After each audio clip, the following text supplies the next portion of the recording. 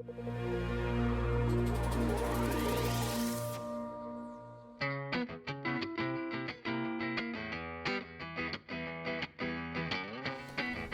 did a very nice job of explaining visual commerce and kind of an overview of what you do. But maybe take me through how that works.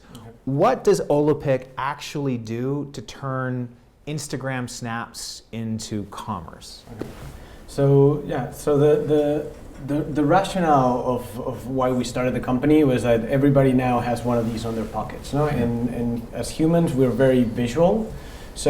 And we are able now to generate amazing photos thanks to Instagram that has made us all like amazing photographers, no? So the whole idea is that the volume of content when we started the company was like 100 million photos uploaded to the internet each day. Right. Now it's 1.8 billion a day. So what we're doing is helping brands to tap into the content that is related to their brand. So there's immense amount of content, identify it, curate it, and link it to products, and then put it where it matters most to the brand, which is in their e-commerce experience. And you think that matters when people actually go, because online retail is already a huge area, right? We're going on there, we're buying lots of different things, and typically, we see a photo and we see a description. How does UGC really play into that?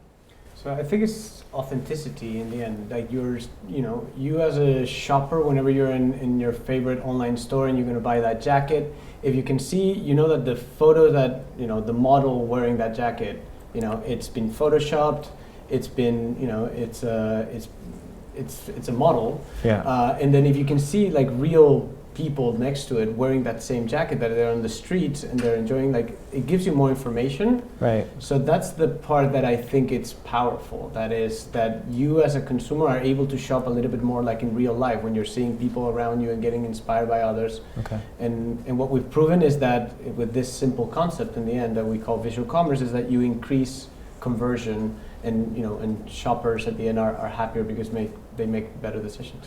And how are you able to prove that? I mean, how can you tell that a photo shared on a company site has actually generated a sale? So at the end, we are very analytics driven. So whenever we partner with a brand, we are not only putting the photos there, but we're giving them all the tracking. So we know when somebody has seen a photo and we track it all the way until they've made a purchase. So we actually can see if you saw that jacket, we can actually track it all the way to the conversion. So after doing that, you do A/B testing and a lot of and you can prove that if 50% don't see the photos and 50% see them, the one that the sample that actually saw them convert higher and buy more.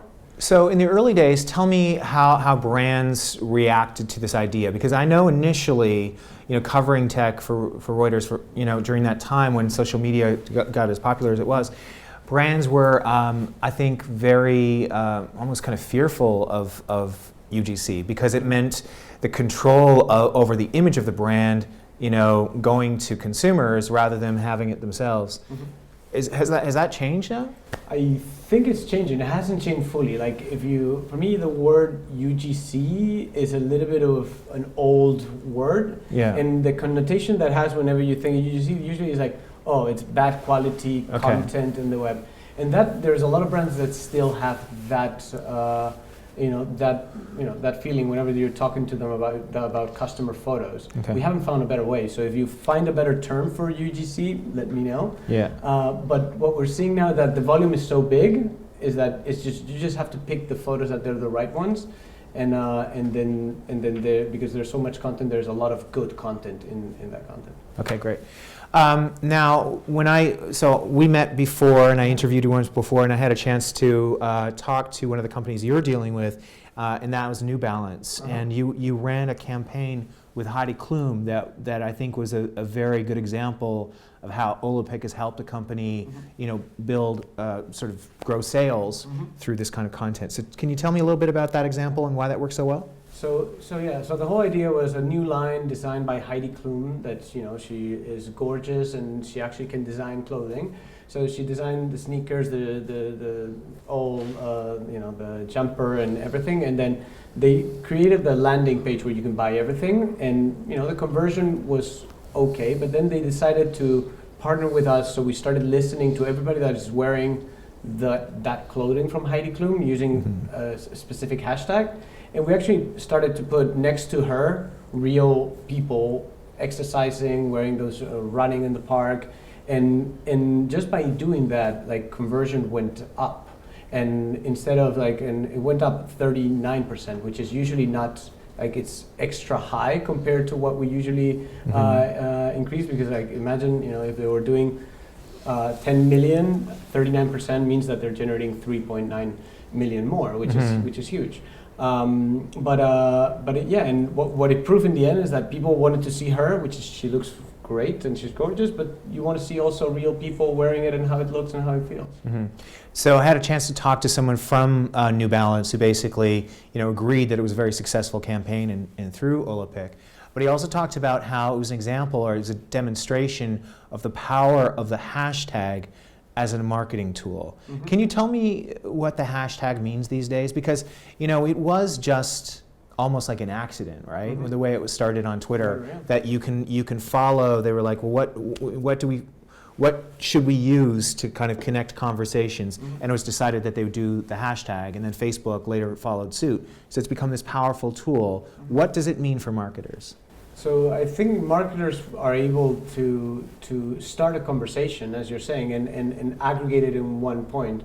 And what is allowing not only the marketers but the consumers is to participate. So and sometimes what we see with the brands that we're working with is that most of the hashtags that they're using, they're created by the consumer, and then the brand actually jumps in because it's about them and they amplify it. Right. But it's a super powerful way to get the conversation going, so it doesn't get disseminated in the river of Twitter and Facebook and Instagram, but you can actually search that content. And what is the concern, again, for, brands like to have control over the way their image is perceived or the brands are perceived.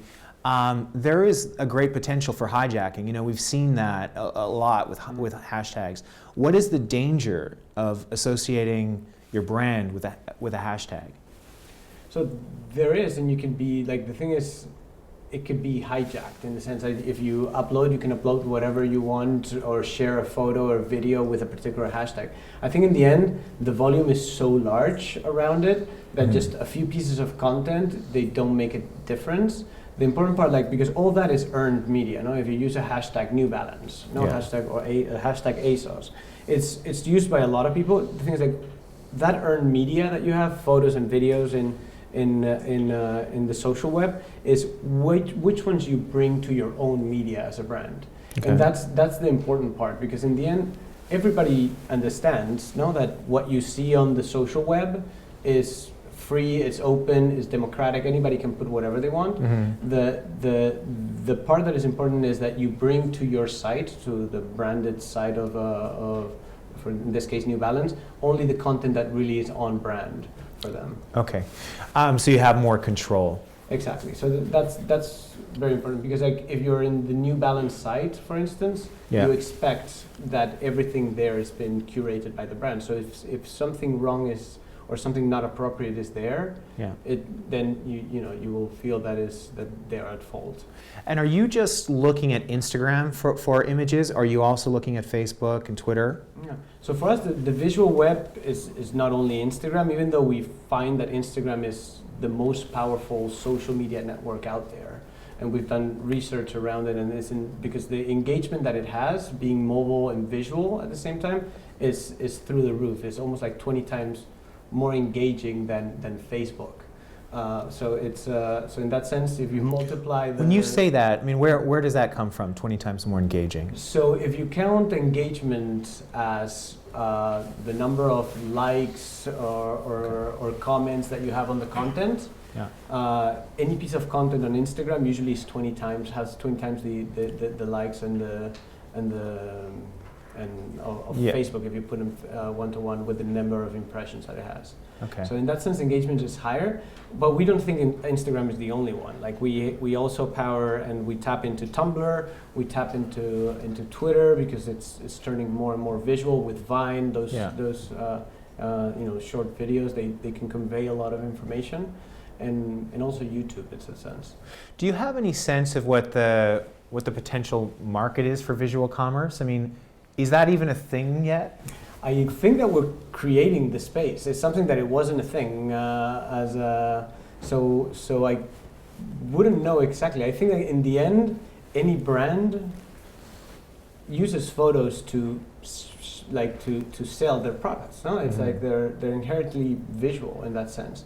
So I think that it's something that every single brand could actually use. We're starting on e-commerce initially because we can actually track all the way to conversion and use more data. But I think it's something that any brand should, needs to tap into a stream of content to use, because they now have audiences and they need to provide amazing content. So, but I couldn't give you the size of the market. Okay, big enough though. So far, yeah. So for us, like we started three crazy guys, and now we're 80 amazing people in the team. So it's so far so good. Okay, tell me about the start then. You're three Spanish business students in New York. Yeah. You met there, is that right? Yeah, we met there in a room pretty much like this. So tell me how that happened. How do you go to New York and end up starting a company with two of your countrymen? So, Spanish were a little bit that way. We hang out together, I don't know why, so there's that mafia thing that happens, I guess.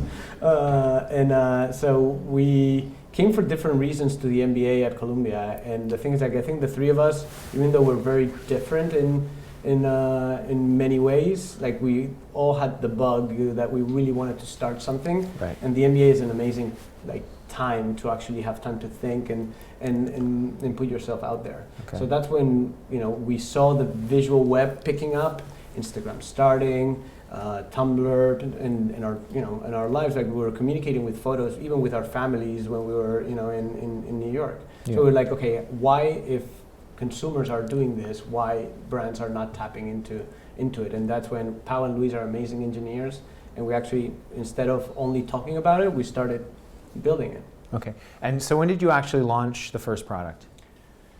So first product in the graduation of a little bit earlier than graduating from the MBA, so May 2010. Okay. And it had nothing to do with what we're doing now. Okay. So you pivoted more than once. Yeah. So it was around photos and aggregating photo and video. So because Pau did his thesis in image processing and recognition. So it made sense to build it around. But like we've been evolving the concept, and we're still, when we partner with brands, we're very honest. Like we're pioneering this space. Yeah. But we don't have everything figured out yet. We want partners that push us the limits and explore with us where we can go. Excuse me. If you're pioneering the space, what stops another company or Google from to say, hey, that looks great. We'll do that. We'll invest tons. What is it about Olapic that differentiates you, that makes you feel that you're going to be the one who has success with this idea? So competition is great. It means that you're not fully crazy. Like if you're the only company, only person pursuing an idea, it means that that probably it's not big enough or is not the right one. So I think that what differentiates us since the beginning is that we've been very pragmatic in the beginning to really drive value for the brands and for the consumers. And we've been having that since the beginning, and in the end, this is a process of learning. So we've invested a lot in machine learning to actually identify which photos are the ones that they're converting the most, and we've invested a lot in getting deeper into e-commerce, so we can actually track all the way to conversion. Mm-hmm. But in the end, like what we're doing, like it's something that any other company can start and compete with us. Mm-hmm. The thing is, like, we are better because we're ahead and we're fast and we're building product faster, I guess. Okay. And what is your relationship with the social platforms? I mean, I found out about you through a friend at Facebook who basically said that you are an exemplar of a company kind of doing something to sort of create ROI. There's this whole thing about engagement, and then there's sales, and you're bringing the two together. Yeah, and that's something like if you see Facebook and Facebook commerce, or like it's been F-commerce, like it was a big hype, and then it didn't produce the results. Right. And social media has been the eternal promise that it's going to generate ROI. You can actually track a pound sign or a dollar sign at the end, and it's hard because like in the end they're two. At least in the Western, like what we are, like it's very separated. In Asia, is actually the lines are blurring, and it's happening more. So we work very closely, like with the guys at Facebook and Instagram and Pinterest and all the others. Like we like to know what they're working on. They like to know how the brands that we're working are seeing things, and we try to have a close relationship. And they're happy to support you. Yeah, like in the end, brand like Instagram or Facebook, in the end they want, like they're focusing on building those communities, and now Facebook more monetizing it, obviously. But it's they need the ecosystem of companies around them, and it's not that they need them, but if they have them, it makes them stronger. So in the end, it's something that they really encourage tech startups here in New York, in the Valley, to actually build on top of them. Okay. So last week or the week before, we had London Technology Week here in London.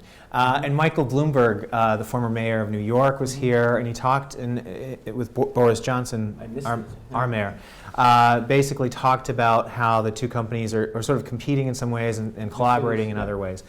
You've come from New York to set up the office in Soho to sort of reach out to brands across Europe. Tell me why you did that so early, because you did it fairly early on. What was the draw to set up a London office? Yeah, so for us, the ride has been amazing. Like we grew very rapidly from a small team to being now 80, but like when we decided that we were moving to London, we were about 55, 60 people in the company. And we started partnering, I think last year was like 113 brands. And our investors and our advisors, they were telling us, like, focus on the US, because the US is an amazing market that has a lot of brands. And we're like, okay, we're three Spaniards that we are well traveled and we've seen the world. And it's like, the world is bigger than just the US, even though it's an amazing market, amazing brands, but why not moving here?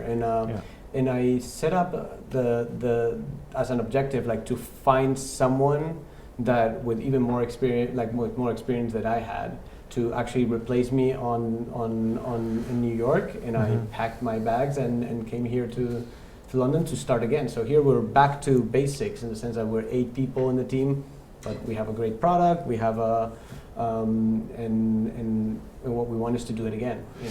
And how receptive are brands here? I mean, US tends to be a place where they embrace like a crazy idea, sometimes a little bit easier. Are you finding any more resistance?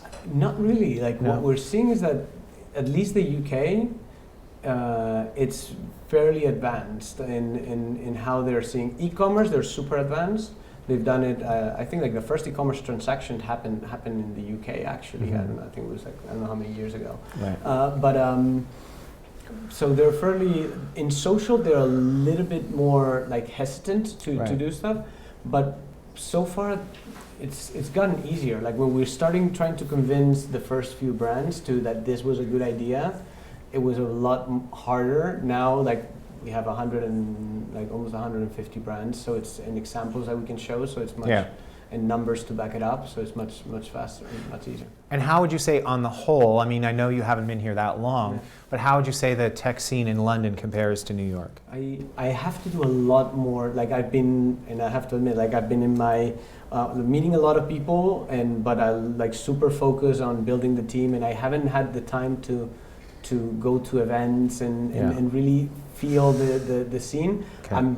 I've been, I think that it is super similar for the events that I've been in. It's super similar and it's growing. I think it might be, I don't know, maybe it's that I haven't done a few months behind, but I think the growth is the same. We saw it in the US when we started the MBA. The tech scene was starting, but the New York Tech Meetup, that is the big meetup that happens every month, it was 200-300, and when I left, it was I don't know how many thousands of people are signed up, and it's something that happens every month. So I think here it's happening the same. It's super vibrant, and it's here in Shoreditch. And how much time are you spending in London? How much time are you spending traveling around Europe? So right now, most of the time in London, I am traveling, like France and Nordics. So next week I'm in Norway. So it's I'm traveling quite a lot and enjoying it because like in the end, there's a part that every market and it's very, very different. So it's adapting and learning right now. Can I ask you, I just want to ask you about your business model before we go to the audience. It's interesting because obviously you're connecting something that's given away for free to something where there's a sale. Mm-hmm. Where do you create value for yourself? How do you make money? So for us, like we build the technology, the platform that it's scanning, it's moderating, and it's tying everything, and it tracks. So it's in the end, it's software as a service. We build the platform, and what we charge is a year licensing fee to the brands. Right. So they can use the technology as a license. Yeah. And then we have a performance fee because we can actually see what's the increase in conversion. Wow. We can get a small cut of the uplift that we generate. So only on the value that we generate. That's a Lucas move. That's like a George Lucas move. He did that. He did that with Star Wars, didn't he? Okay, it's been a fantastic conversation as always. Thank you very much, Jose de Cabo, for joining us. As this is the last Cass Tech Talk, I want to thank Thomson Reuters for sponsoring it. It's been really great for me to be able to bring entrepreneurs who I know and I'm super impressed with, and share their stories with a wider audience, both at Cass and on the internet. And Alex and Gleb and the guys from Cass here who've organized this, and the Unruly folks have been amazing. So thanks a lot for a great year, and you never know, we may see you next year as well. Thanks. Thank you.